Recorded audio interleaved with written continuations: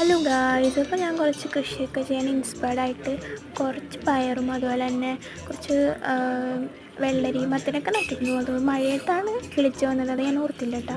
അപ്പോൾ ക്യാരറ്റും പൊട്ടറ്റോസും എല്ലാം നട്ടു, എല്ലാം എൻ്റെ നശിച്ചു പോയി ഗൈസ്, മഴ കൊണ്ടുപോയി എൻ്റെ എല്ലാം. പിന്നെ വിചാരിച്ചത് ഇനിയിപ്പോൾ മഴയെല്ലാം കഴിഞ്ഞിട്ട് നടണം, അപ്പോൾ അതെല്ലാം ഫ്ലോപ്പായി പോയി. പക്ഷെ പിന്നെയും എൻ്റെ പയർ മാത്രമാണ് നല്ലതായിട്ട് നിന്നത്. ഞാൻ അതിൽ കെട്ടിയൊക്കെ കൊടുത്ത് നല്ലതായിട്ട് വന്നിട്ടുണ്ട് കേട്ടോ. പിന്നെ വേറൊരു ടൈപ്പ് പയർ വേറൊരിടത്ത് നട്ടിട്ടുണ്ട്, അതും നല്ലതായിട്ട് കിളിച്ചിട്ടുണ്ടായിരുന്നു. അപ്പോൾ അതിങ്ങോട്ട് ചെടിയൊക്കെ ഞാൻ വേറെ രീതിയിൽ അറേഞ്ച് ചെയ്തു, കഴിഞ്ഞ വീഡിയോയിൽ കാണിച്ചായിരുന്നു. പക്ഷെ അത് വേറെ രീതിയിലായിരുന്നു. എനിക്ക് ഇരിക്കുന്നിടയ്ക്ക് ഇങ്ങനെ തുഴ കയറിയിട്ട് ഞാൻ ഓരോ രീതിയിൽ ഇടുക്കി വെക്കും.